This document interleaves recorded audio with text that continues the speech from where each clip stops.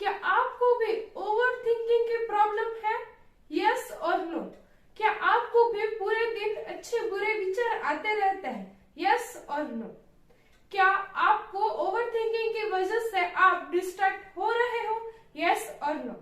अगर इन सभी क्वेश्चंस के आंसर यस है तो वीडियो के एंड तक बने रहिए, क्योंकि आज मैं आपको ऐसे 3 टिप्स बताने वाली हूँ जिसके ऊपर आप फॉलो करके आप ओवर थिंकिंग को डील कर सकते हो। चलो अब हम थोड़ा सा डेप्थ में समझते हैं कि ओवर थिंकिंग है क्या, इससे कैसे बचा जा सकता है। क्योंकि जिस चीज को हम अच्छे से समझ लेते हैं तभी उसका कुछ ना कुछ सोल्यूशन निकलता है। तो चलो सबसे पहले हम ओवर थिंकिंग को देख लेते हैं। ओवर थिंकिंग यानी हद से ज्यादा सोचना, इसको हम ओवर थिंकिंग कहते हैं। चलो अब मैं आपको पूछती हूँ कि थिंकिंग के कितने टाइप्स हैं। आप बोलते हो अरे विचार तो विचार होते हैं, इसमें क्या टाइप्स भी होते हैं। यस ऑफ कोर्स टाइप्स होते हैं, क्योंकि थिंकिंग आना बहुत ही अच्छी बात है। लेकिन 2 टाइप्स की थिंकिंग आती है, एक पॉजिटिव थिंकिंग, एक है नेगेटिव थिंकिंग। अब आप बोलोगे कि पॉजिटिव थिंकिंग नेगेटिव थिंकिंग क्या है, इसके लिए हमें क्या मीनिंग समझना पड़ेगा। देखो, जो चीज रियलिटी में एकदम सही चीज चल रही है उसको हम रखेंगे पॉजिटिव थिंकिंग में। जो चीज हमने मान ली है, हमारे इल्यूजन्स है, हमने कुछ ना कुछ सोचा है जो अभी रियलिटी में नहीं है, उसको हम कहेंगे रॉन्ग थिंकिंग।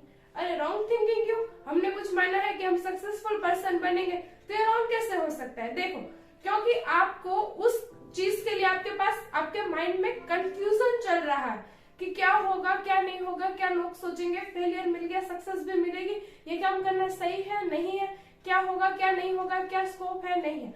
बहुत सारे क्वेश्चन है आपके माइंड में उस चीज को लेके। तो जब भी आपके माइंड में कोई भी चीज कंफ्यूजन में चलती है तो उसको हम रखेंगे रॉन्ग थिंकिंग में। अब मान लो कि मैं यहाँ खड़ी होकर बोल रही हूँ तो इसके लिए मुझे कोई चीज माननी पड़ेगी नहीं, क्योंकि मुझे पता है कि मैं यहाँ खड़ी होकर बोल रही हूँ, तो ये क्या हुई, मेरी रियलिटी हुई।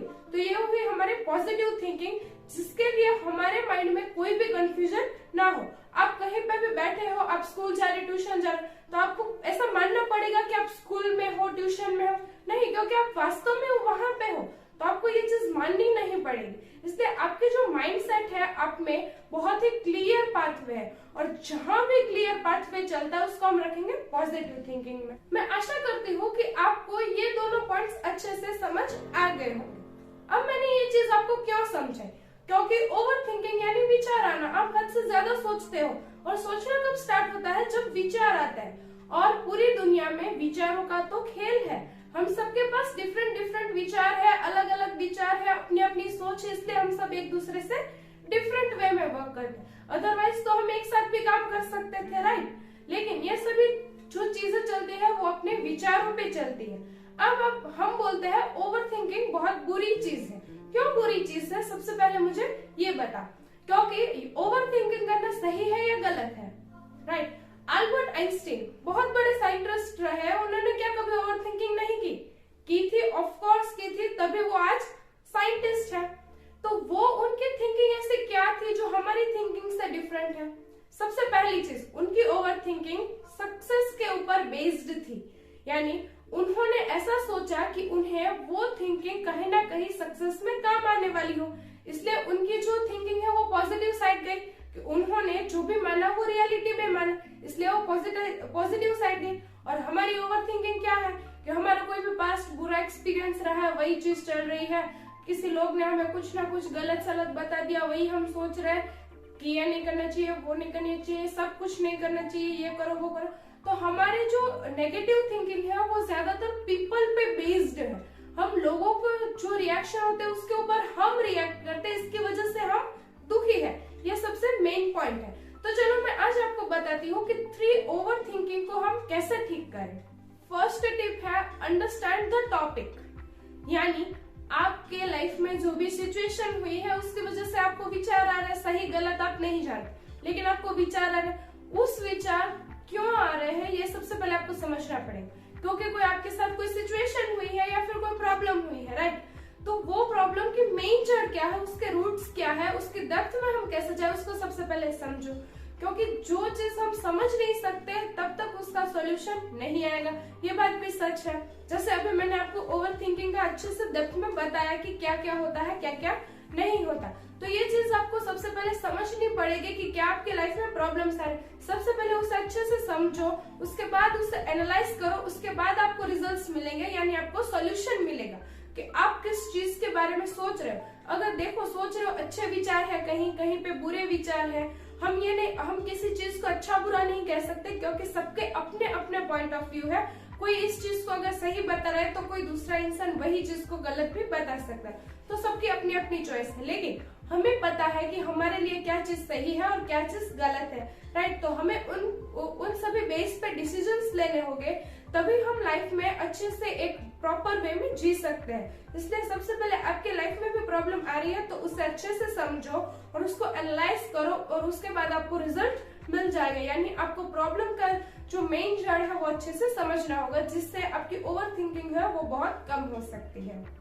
सेकेंड टिप है, फ्लो चार्ट बनाना शुरू कर दो, क्योंकि हमारे ब्रेन में लगातार थॉट्स आते रहते। इसको हम नहीं रोक सकते, लेकिन जो भी हमारे माइंड में थॉट्स आ रहे हैं, जो हमें लगता है सही है गलत है, जो भी है आप लिखना शुरू कर दो। इससे क्या होगा कि आपको एक प्रॉपर एनालिसिस मिलेगा कि कहाँ आपकी प्रॉब्लम हुई थी, कहाँ सॉल्यूशन है इसका, क्या सिचुएशन रही थी, आपने कैसे रिएक्ट किया, लोगों ने कैसे रिएक्ट किया। जो भी आपके माइंड में थिंकिंग आ रही है वो सब लिखना शुरू कर दो। इससे क्या होगा कि आप सबसे पहले चीजों को अच्छे से समझ सकते हो। दूसरी चीज ये है कि जब आप लिखना शुरू कर दोगे तो उसमें से आपकी जो थिंकिंग चल रही है नेगेटिव वाली पॉजिटिव वाली, वो थोड़ी देर के लिए स्टॉप हो जाएगी और आपका फोकस जो है वो लिखने पे चला जाएगा। यानी उस चीज के बारे में आप कैसे सॉल्यूशन ला सकते हो उसके ऊपर चला जाएगा। तो ये भी बहुत ही अच्छा टिप है जो आपको फॉलो करना चाहिए। जब भी आपको लगे कि मैं बहुत ज्यादा सोच रहा हूँ जिसकी वजह से मुझे टेंशन हो रही है या फिर बहुत बैड इफेक्ट्स आ रहा है, तो उस चीज को आप लिखना शुरू कर दो, क्योंकि लिखने से आपका माइंड उसमें बिजी हो जाएगा। तो आप भी ओवर थिंकिंग के लेवल से एक हद तक लड़ सकते हो। ऐसा ही कंटेंट देखने के लिए मेरी चैनल को अभी के अभी लाइक शेयर एंड सब्सक्राइब कर दें। थर्ड टिप है, फोकस ऑन गोल। अब ओवर थिंकिंग हो रही है, इसका गोल के साथ क्या रिलेशन है समझाती हूँ। जब आप फ्री बैठे होगे तभी तो आपके माइंड में थॉट्स चलेंगे, राइट। अगर आपके पास जब कोई काम नहीं है तभी आपके माइंड में विचार चलते रहेंगे और आप उस विचार पे फोकस करते रहोगे। इससे अच्छा है कि आपके पास जो भी आपने गोल सेट किया है उसके ऊपर फोकस करना शुरू कर दो। इससे क्या होगा कि जब आप गोल के ऊपर फोकस करोगे तो आपकी ओवर थिंकिंग में जो पॉजिटिव थॉट्स है, जो आपके सपोर्टिव थॉट्स है, वो आपको सपोर्ट करने लग जाएंगे और आप उस ओवर थिंकिंग को एक अपने गोल पे फोकस कर सकते हो, राइट। इसलिए आप नेगेटिव थिंकिंग से बच सकते हो। नेगेटिव थिंकिंग से बचना बहुत जरूरी है, अदरवाइज ये आपकी लाइफ को डिस्ट्रॉय कर सकता है। तो हमेशा पॉजिटिव थिंकिंग आए ऐसी चीजों के साथ ही आप डील करें। कभी भी फ्री टाइम लेके ना बैठे, आप कुछ ना कुछ वर्क जरूर करिए। अगर आपके पास कोई भी वर्क ना हो तो आप मेडिटेशन भी कर सकते हो। ये बहुत ही बेस्ट वे है ओवर थिंकिंग को कम करने के लिए। तो ये थे ऐसे 3 पॉइंट्स जो आपको फॉलो करने होंगे, जिसकी वजह से आपके ओवर थिंकिंग को आप सही वे में ले जा सकते हो। तो मिलते हैं नेक्स्ट वीडियो में। आज की वीडियो में बस इतना ही। वीडियो अच्छी लगे तो लाइक शेयर एंड सब्सक्राइब करना बिल्कुल ना भूलें। Thank you so much.